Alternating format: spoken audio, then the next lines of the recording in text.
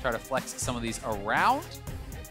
That is obviously an option, but that could leave you fairly AD heavy, you know, if you are going to be running, you know, Urgot Scion or Aatrox Scion along those lines. I'm having some Worlds 2018 flashbacks where this was the state of a lot of champion selects. Urgot Aatrox, first two. Yeah, we saw a couple games. Maybe just a couple games of League of Legends that looked like that, but 100 Thieves now have 8 seconds left to make that second pick and see what they want to complement the Urgot with here. And Alistar, strong pick in the support lane. Okay, an aggressive Support pick there role. from Afro Moo. We'll see what that's going to be paired up with. Lucian not going to be available for Banks. Will have to show us something new here today after his play of that yesterday. And I will be excited to see how Licorice and Someday will match up in the top lane. Yeah. A lot of the guys have these two players as the two best in the league, or at least, you know, that very top echelon of top laners in the NALCS. Licorice, despite the loss, I think looked very good yesterday. Yeah. Someday really did have some struggles on the Victor. He did get beaten. You know, he did get solo killed by Broken Blade on the Scion. He had the counter pick on the Victor, and, you know, didn't look super comfortable on the champion. No. But we're going to see Cloud9 pick up the Braum for themselves there for Zeyzal. So tanky support versus tanky support in the bottom lane. See if Niski wants to grab his own champion or one of the other ones. Looks like the Ezreal could be the pick here. We saw plenty of play of that yesterday. Champion very strong now. We've seen the amount of damage he can dish out with the reworked W. He has a lot of poke potential, especially if you go for the double tier build and allow yourself to scale up. It hurts to get hit by a Mystic Shot. It really does, and we're seeing more kind of AP-focused style of builds. As you said, double tiers, people are getting Archangels, but not just that. We are seeing Sork Boots come through. We even saw a Gunblade come through yesterday for some additional AP there. I believe Turtle was the one who actually did build that. So certainly, this is a champion who can do a tremendous amount of poke, but it's not just about that. It's about the safety and flexibility that Ezreal brings you throughout the laning phase. So much of the early game is about controlling vision around objectives, you know, getting vision on the other junglers. That allows your support to roam away, have Ezreal play in a 1v2, have Braum harassing mid lane, have Braum getting deep vision, and knowing your AD carry can be safe by themselves. All right, into the second part of the bans now. We're going to see Zoe removed. They're saying, all right, we saw Niski play that yesterday. As you said, the early game might have been a bit rough for him, but he really turned it on in the later parts of that game so that you don't want to have to deal with that, all those trouble bubbles and paddle stars coming in. And it looks like Cloud9 is saying, okay, no LeBlanc this time around either. You talk about champions with a lot of mobility, a lot of outplay potential. LeBlanc is definitely one of those, and Cloud9 will not be dealing with that here on day 2. Yeah, definitely the case. You know, could see some jungle bans coming out as well if they want to target anything along those lines. Camille's still available. Has been very high priority for a lot of squads so far, and, you know, is available. Karthus, you know, can be a mid laner, but has, you know, can be a bot laner as well. It is kind of that flex pick, but mostly in competitive Jungle play, heavy. we have been seeing it jungle with the Dark Harvest, and, you know, 2 mid lane bans going the way of Huhi. So we'll see if they're going to save his pick for last, or if they're going to be looking to actually flex this Urgot to mid. He was playing it yesterday against Bjergsen. Did Aurelion fine, Sol? but, was not anything, you know, awe-inspiring on the champion. Aurelion Sol? No. Rise, okay. This still could be flexed, right? So even if they lock the Rise, you don't necessarily know for sure where each one is going to go. We could very well see them flex that around based on the matchups. Cloud9 still has to pick for themselves mid laner / top laner and a jungler. So we'll see what exactly they want to go with here, what Svenskeren wants to do. We saw him play the Nunu yesterday. Didn't seem super effective on the champion. We'll see if he goes for something more traditional here this time around. Yeah. Yeah, you can also remember it's possible for Aatrox to be jungled. We have seen that in this competitive season also. Not expecting it again. It is certainly a lot less common, but flex picks have been so incredibly important, and that is, you know, somewhat of the reason that we see certain champions being banned out a lot. Cassio in competitive play is actually being triple flexed a decent amount. We're seeing it bot, mid, top. That is why it is on the ban list a lot, and it's looking like we will be getting a run back of the Nunu. So, oh no, okay, swapping it over to Camille. He's like, I got you. Yeah, he's like, I got 2 flowers. Just made you worry a little bit, but he locks in the Camille instead. Again, as you said, we've seen a lot of success with this champion. We've seen a lot of popularity on this champion, and for good reason. The ganks are so damn scary. Hookshot flash is just nigh unavoidable. The Hextech ultimatum as the game goes on. Even if you've got a slippery opponent, it doesn't really matter if you're stuck inside the hexagon. Yeah, you get locked down, and it's a really nice setup for, you know, not just things like the Galio ultimate, Ezreal ultimate coming through over that, Victor ultimate being layered over the Hextech ultimatum, Braum ultimate coming over that. it really does make it very easy to hit a lot of these skill shots and guarantee that they will land once you've locked in a high priority target, such as Bang on this Kai'Sa. We're gonna have Onda, though, bringing out the Nocturne. Really gonna be able to kind of dive alongside someone like the Kai'Sa. You could have the Alistar going in, the Nocturne flying in there, Kai'Sa flying into the backline as well. So they're gonna have a lot of access there. Plus Nocturne always does, this is hilarious. Look at them swapping the mid and top, back and forth, back and forth. Just juggling it. So we'll be locked in now. It's gonna be Licorice playing the Victor into the Urgot here from Ssumday, and Nisqy will be grabbing the Aatrox into the Ryze. Very interesting. Now, yesterday, one of the critiques that we had for 100 Thieves going up against TSM was the fact that their win conditions seemed a little constrained, right? So this time around, hopefully this team has found themselves a bit more opportunity to work around in a wider variety of situations to actually find that win. And it looks like they've got some good initiation tools. They've got plenty of damage in the team fight, so that should be the reality. Yeah, I really agree. I think that they have, strong engage. The Nocturne can actually support split push incredibly well, can defend some of those side laners. If they want to look for a 1-3-1 style of play with the Urgot and the Ryze, Nocturne can always be ready to fly in and support those team members. Some good scaling here with the Kai'Sa as well, so should be in for a really exciting game here. You can hear the crowd getting excited. We're heading back into Summoner's Rift for the second time here today. Cloud9 versus 100 Thieves. Two of the top 4 teams in almost everyone's opinion, and one will finish week 1 0-2. Neither wants to face that reality. Both have the chance to change it here. Confidence is key. That is something that we hear time and time again from pros, from coaches. These players, especially when you do have roster moves, you want to be able to build that confidence in your new teammates. Have them building confidence in you, right? Nisqy, a guy like him, he has some big shoes to fill coming into C9, taking the place of Jensen right after this roster, minus him, made semifinals at Worlds. So he really wants to impress, and that is a very cute dog. I'm glad we have that cam. That's very important right now. That is a very important camera. If dogs are allowed in the LCS studio, I would encourage everyone to bring their dogs. But I don't know if they are. I think we have a rule against it in general, but I'm really glad there's an exception to that rule today. That makes the level 1 when normally you're just like, okay, everybody's just going to hang out, guard the entrances to the river. The camera's gone. Yeah, if we had a thing where every time the players would just agree in lobby, okay, everybody stand at river entrance, and we switch to a dog cam for the first 90 seconds, I wouldn't be opposed to it. This is good.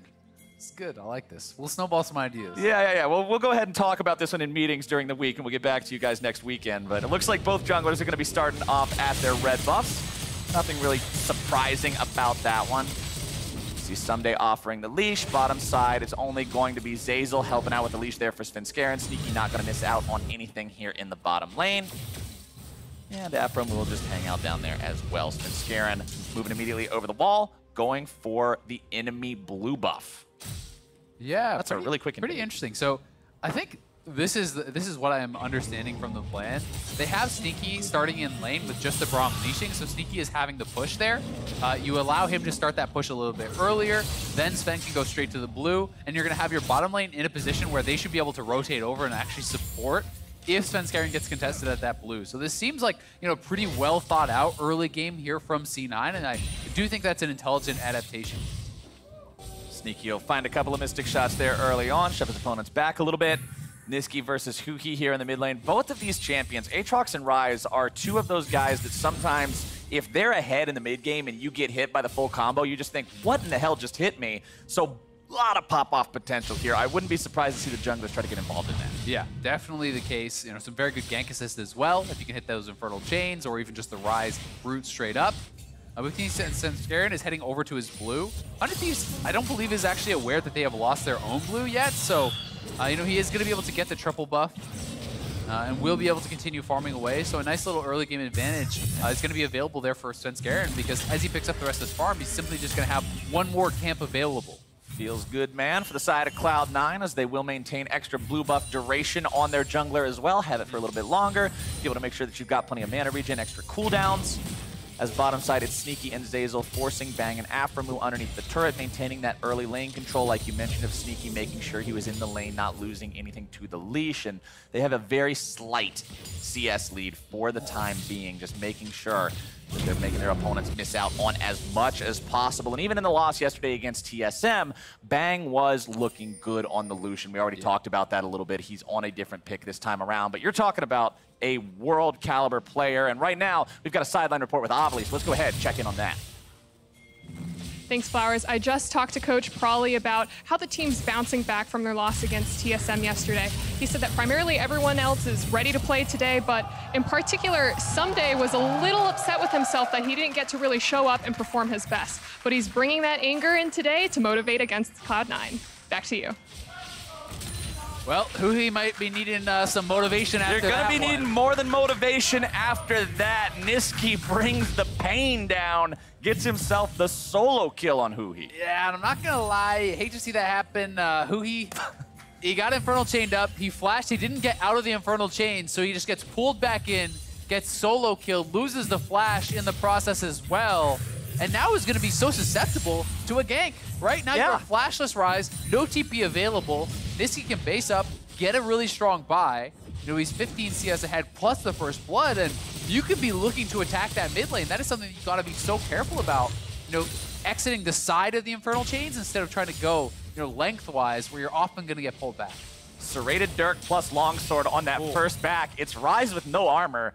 Granted, it is Aftershock Ryze, so he's a bit harder to kill than another one, but not that hard to kill when something like this happens. Yeah, Huhi very low on mana, so Nisqy goes in, he hits the Q, and Huhi does try to get a trade back. He flashed diagonally. That's the worst direction. Yeah, I mean, he was trying to create enough distance, so had he done that same flash, but not done his full combo before doing it, you can flash, you know, horizontally, you can flash lengthwise and walk out of it before it expires, but because he did his full combo, then flashed the long way, he didn't quite have enough time. It gets pulled back from the very corner there, dying, and that is so tilting, honestly, to have that happen, because you waste the summoner, you get solo killed anyway, and it's going to put Nisqy in a great spot. We'll see if they can look to try to capitalize on that and really punish Huhi now that he's already down.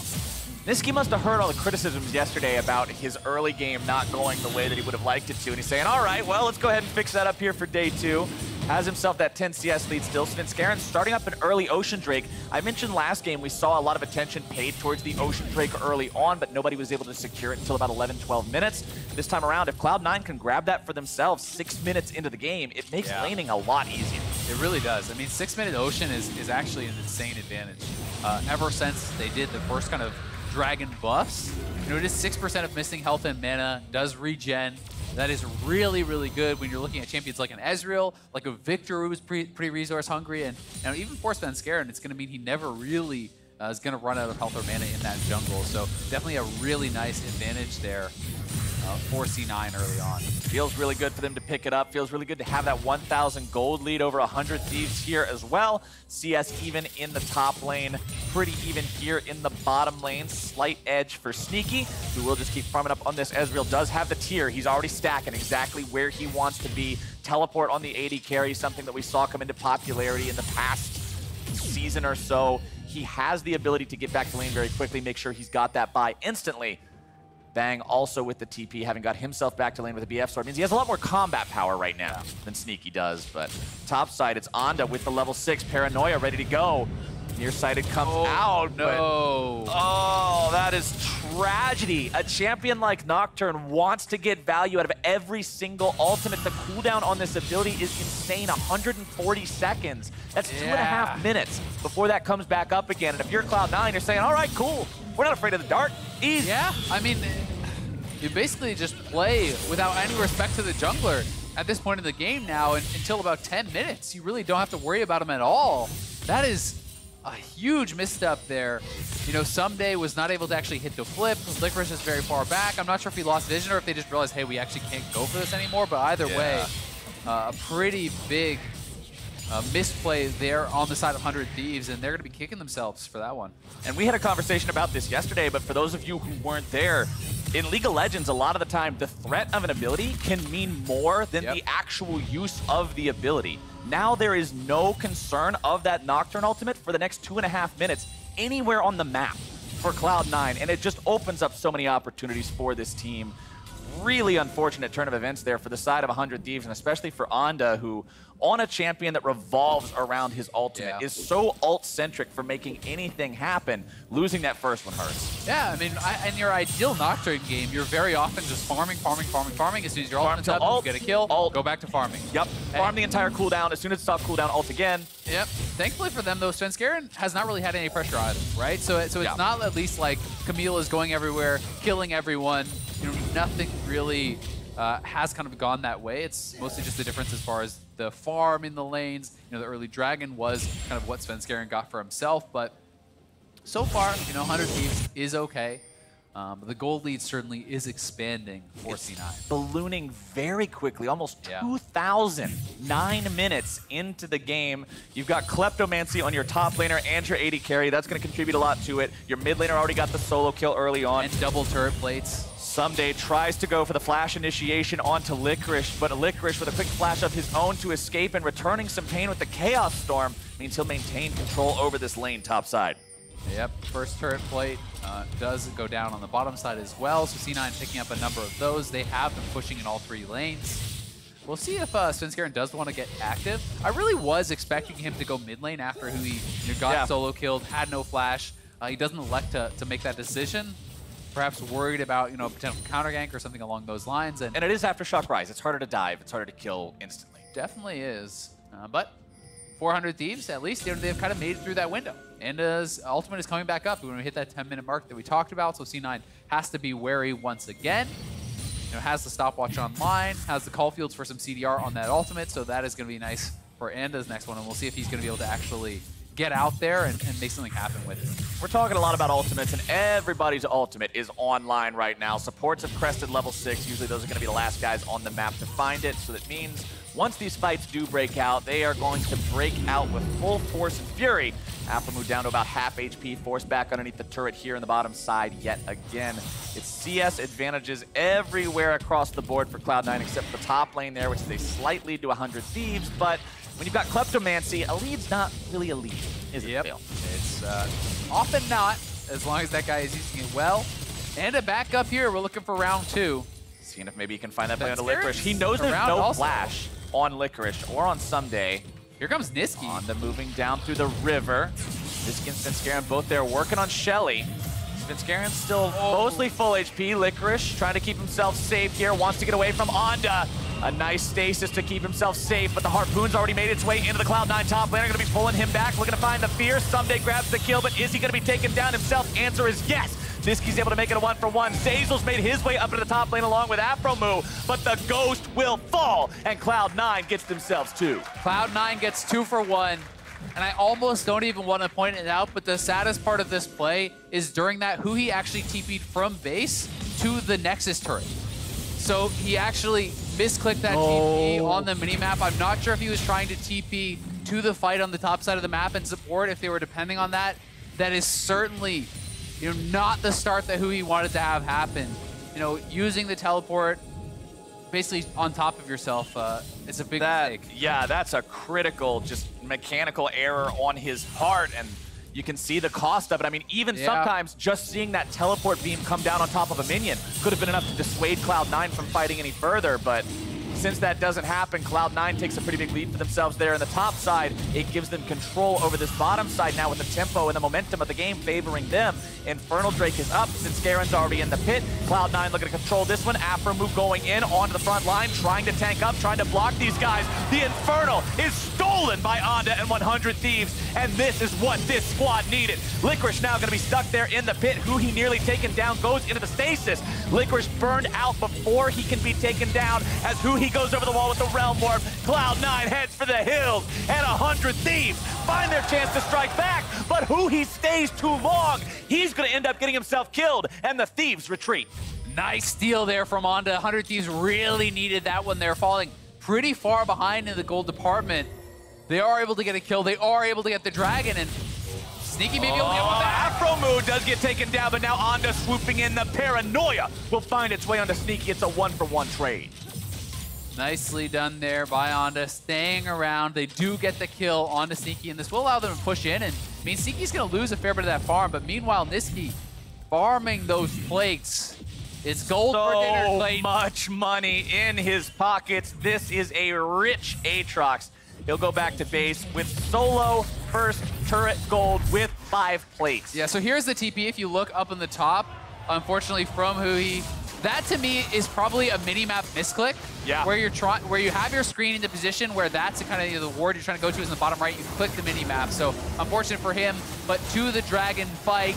100 Thieves needed something to go their way. And they got it. And they do get the Infernal Dragon. That is very, very big for them. Onda able to pick that up. They get the kill on Licorice. They get this, and they do get the eventual trade onto Sneaky, but not before Huhi has gone down one more time. Huhi had a really good stopwatch there, too. He kept himself alive when he was dead to rights to Licorice, but then he just goes too far forward here. Huhi's really got to reset his mental right now. Yeah. There's been a few errors this game, and those errors need to stop for 100 Thieves to have a chance going forward. They've stabilized a bit now. They're still down 3,000 gold, though, and they are fighting an uphill battle. Yeah, sometimes can compound. When you make one mistake, you're like, well, I got to get it back. I got to kind of atone for my mistake. You're working against right? yourself at that point. Yeah, and it can make you make mistakes that you wouldn't otherwise be having. So C9 does start up the Rift. I don't think they're going to commit to it just yet. But Nisqy is ridiculously strong. Oh, that damage. He's got the Yumu's, he's got both parts of the cleaver, and he's got Huhi's number. Svenskeren will take the kill, but now Onda's the man in trouble. The Hextech ultimatum is issued, the death warrant is signed, and Nisqy's the man with pin in hand. He's got himself his 3rd kill of the game. 3, 0, and 2 on this Aatrox. Yeah, Nisqy is just ridiculously strong at this point, and now he wants Someday as well. No reason to stop. He goes forward. He's got the flash into the Q3. It'll take Someday low. It won't take him down. He'll live to tell the tale, but he has to hobble away from this. Yeah, I mean, he was already up in farm, already had the kills, then he collected all the plates solo on the mid lane turret, got the solo first turret gold as well. He's almost 3,000 gold ahead of his counterpart there in the mid lane, which is an absurd lead at 15 minutes. So certainly Nisqy in position to really take over this game. When you look at the difference between the teams and consider the fact that over half of the gold difference is Nisqy to Huhi, that's insane. For one player to be half of the gold difference, but it shows up in plays like this. It really does. He has the confidence to move forward. He waits enough time to know that Zeyzal is going to be there to support him. Pops the ult, going to move in. Svenskeren coming in to collapse. They pick up the first easy kill, and then there's no way out for Onda. No reason to even use your ultimate there, so that is the correct choice. Coming into this season, this split, people were saying, look, Jensen's gone from Cloud9. He was a staple on that team for a long time.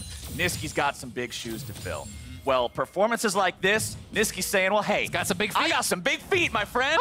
We're going to fill those shoes, and right now he is doing it. Black Cleaver already completed 16 minutes into the game. The man has 2 completed items with his completed boots. This is a very scary prospect for 100 Thieves, because not only is this a fed mid laner that's got a lot of damage, he's a fed mid laner with a lot of damage and a revive passive. So he's that much revive ultimate passive, I guess I should say. But he's that much harder to shut down than anybody else would be. Yeah. And as long as Cloud9 can properly play around Nisqy and this lead he has built, they are in a great spot heading into the mid game. They really are. You know, one of the kind of bright spots, though, you have to say 400 Thieves is at least, you know, Bang has been farming pretty well, has a kill for himself. You do have very strong late game on the Kai'Sa. I'm going to be interested to see what Onda is actually going for with this Kindle gem, because that is very rare to see a Nocturne picking that up. Cleaver? I don't know if this is, you know, it could just be going straight into the Cleaver once that early CDR. A lot of people do go Dustblade, but this is kind of the more defensive build, perhaps, feeling like, hey, I don't have as much early gold, so going to be just going for the Cleaver. Yeah, if he goes Knight's Vow, that's really like the welfare build. Yeah, it's probably still a Cleaver, which is obviously totally fine. That's the Nocturne on hard times. When your guy is supposed to be a ballistic missile is building up, please don't kill my friend, bro item. That's not where you want to see him at, but Svenskeren diving in here in the mid lane, going after Someday. The follow-up PC is there. A nice Realm Warp. Huhi doing a great job helping Someday out there. Exactly what you want. Yeah, that was a great play from Huhi, saving Someday from certain death, but it is C9 moving towards this Infernal Dragon. Last one was stolen by Onda. He is around with his ultimate up, and they are going to look to contest this at the very least. 100 Thieves may just try to start this up. C9 does have mid pressure, and this is certainly going to be a fight. Aphromoo looking for the flank. 100 Thieves trying to rush down the Inferno, recognizing they can't do it in time. They're going to take it down to about half. Aphromoo will come around from behind. Inferno takes down to about 2k HP. Cloud9 trying to get themselves back into the pit. Stays the jungler. Svenskeren trying to keep himself around. Aphromoo going to be taken low. Damage coming down to both sides, but it's 2 dead for 100 Thieves. Make them 98 now. They're about to lose their third. Who he will fall. The Drake goes over to Cloud9, and everything goes their way. C9 get it all. They get the 3 kills. They take the Inferno. They're going to pick up the bottom turret here also. And they already pushed in mid lane turret there too. So here it is one more time. Afro going in for the engage, but the follow-up is not really there. Onda doesn't have the confidence to go in. Bang is not going to ult in. Huhi and Ssumday had already kind of been poked out by Ezreal, so C9 just take over the fight. Alistar is very tanky with his ultimate up, but when your opponents are this strong, he just can't last against a 5-man beatdown. He really can't, and credit to C9 for poking out those members. You know, they didn't have the full health bars that may have given them the confidence to actually go in after that and really try to clean someone up, and you can see Ssumday not able to really get involved in that fight whatsoever. 49 damage feels like he shot a minion with a shotgun knee and the splash off to the side of it hit a champion. Yeah, maybe 1 tick of W or something. Yeah, I don't know. It was not a lot of damage. Unfortunately, when you're Urgot, you want to be right in the middle. You want to be just throwing damage out every single possible direction, literally with the passive. And that's not what he found himself able to do. And now, 100 Thieves, 7,000 gold behind. Yeah. Not even 20 minutes into this game.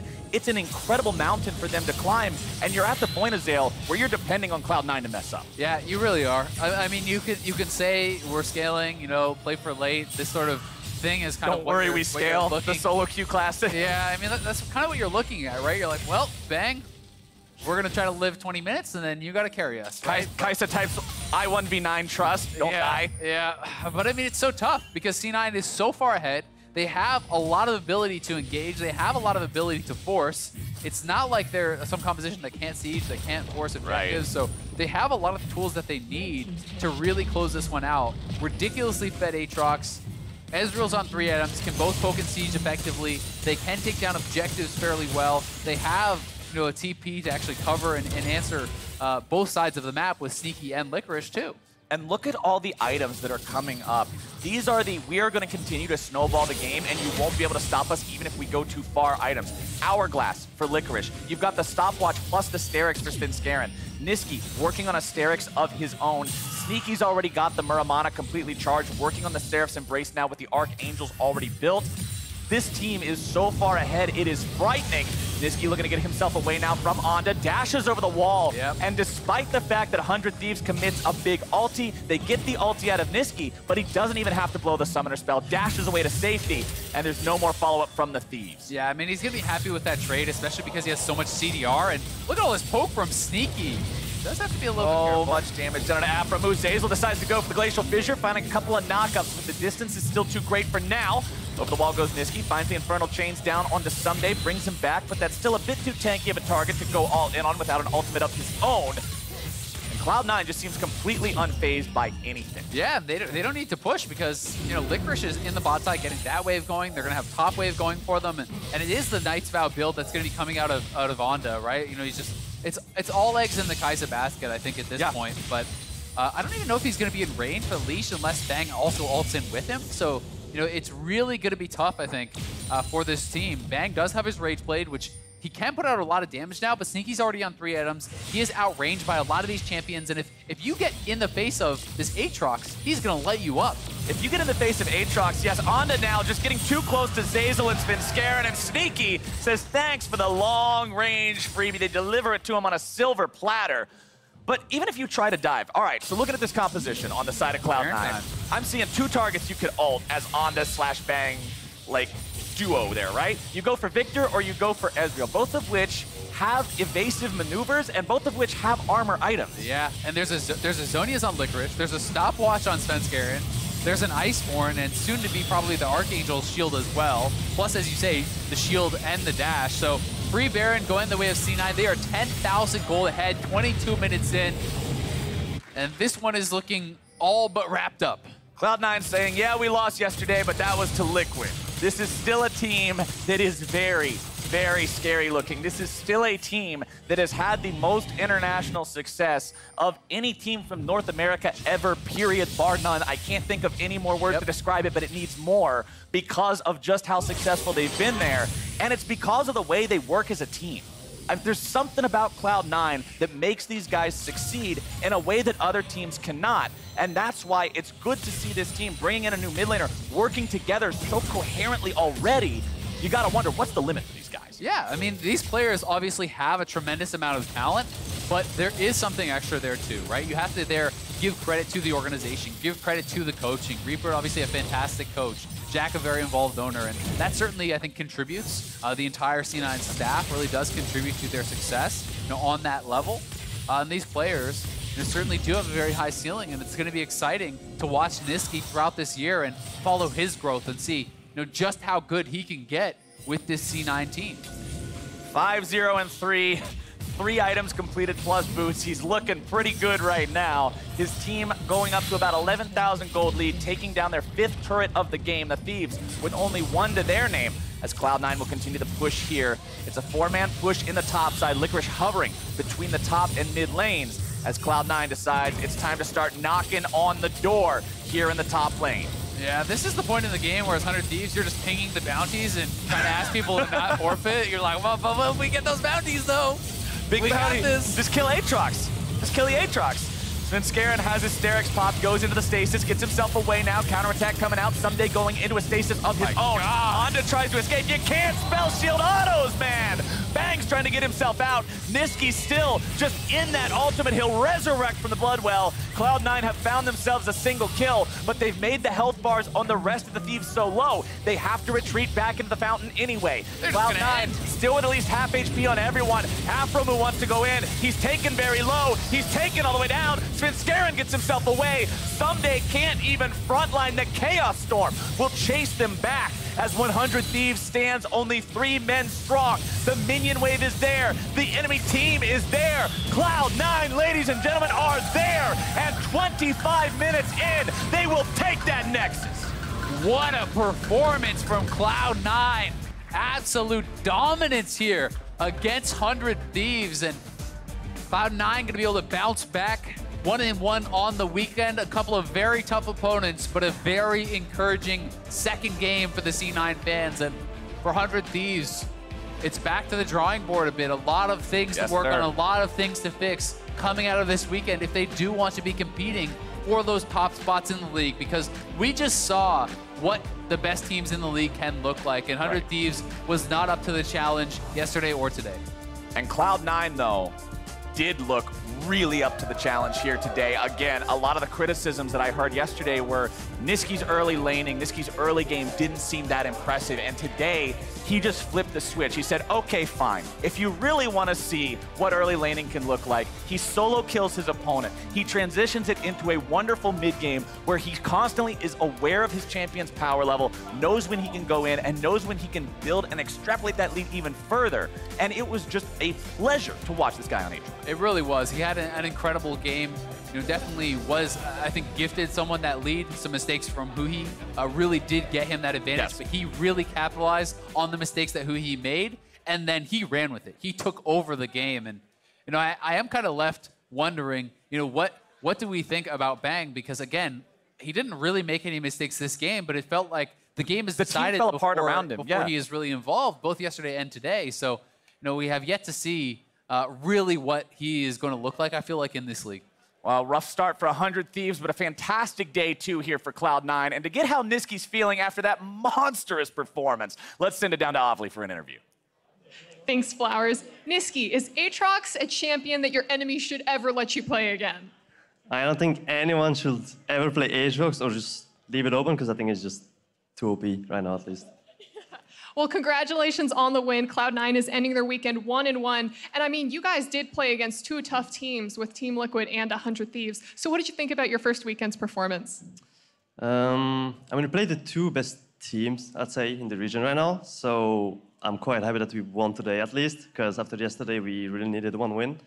Also, I think yesterday could have been a win if I played better, at least. So, yeah, I kind of owed my team one game, and I'm happy that I played really good today.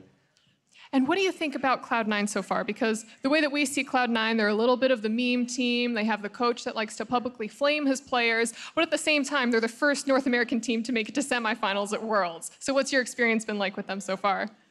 I mean, it's just an environment where everyone's just happy and just joking around, which is really nice, I think. And it's also really easy to get feedback that way, rather than all being like sad or like just flaming each other behind our backs. You know, we'd rather just flame each other, but like in a funny way, and that's what makes us good, I guess.